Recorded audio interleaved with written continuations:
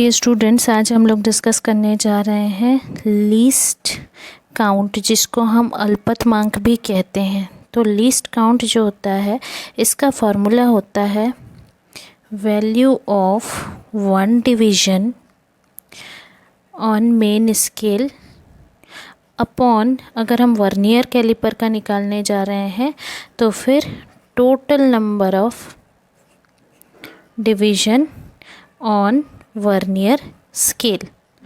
ये least count का जो फॉर्मूला है ये लगभग हर एक मेजरिंग डिवाइस के लिए एप्लीकेबल होता है।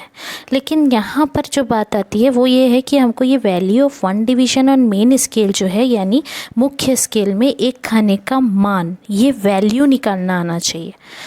Total number of division vernier scale में वो तो समझ में आ रहा है, लेकिन ये वैल्यू हम लोग कैसे निकालते हैं।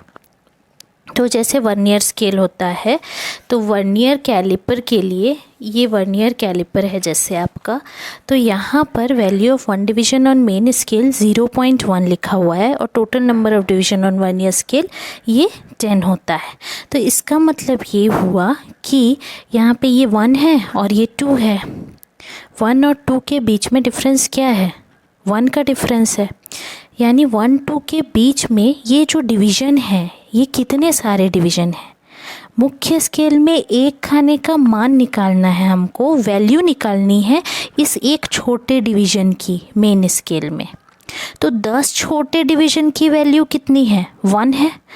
तो एक छोटे डिवीज़न की वैल्यू क्या हो जाएगी? 1/10, और उसी 1/10 को हम क्या लिखते हैं? 0.1।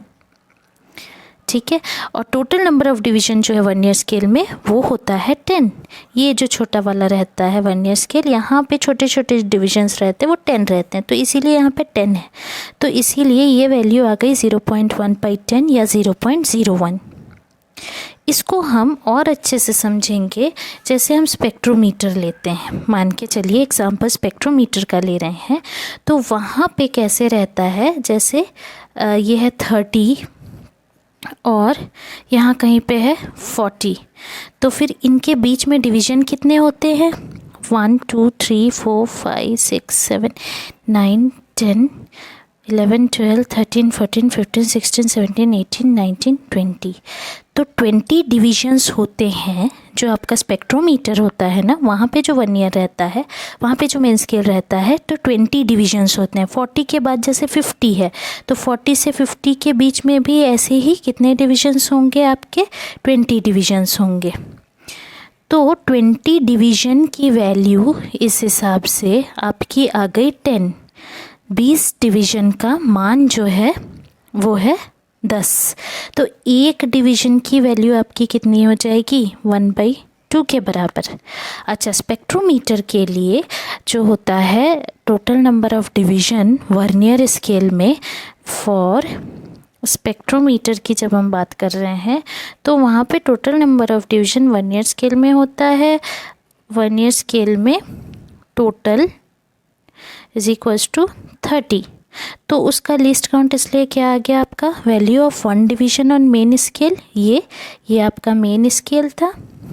इसकी वैल्यू 1/2 डिवाइडेड बाई 30, यानी 1/60।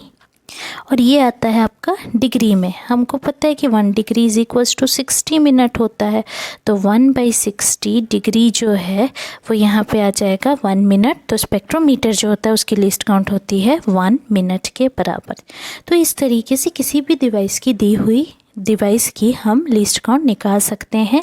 कैसे? इस वाले फॉर्मूले से। हमको निकालना क्या होता है कि ये जो छोटे डिवीजन्स है, इसमें एक डिवीज़न की वैल्यू क्या है, divided by total number of division on vernier scale. इस तरीके से अगर आप सॉल्व करेंगे तो आप कभी भी लिस्ट काउंट नहीं भूलेंगे।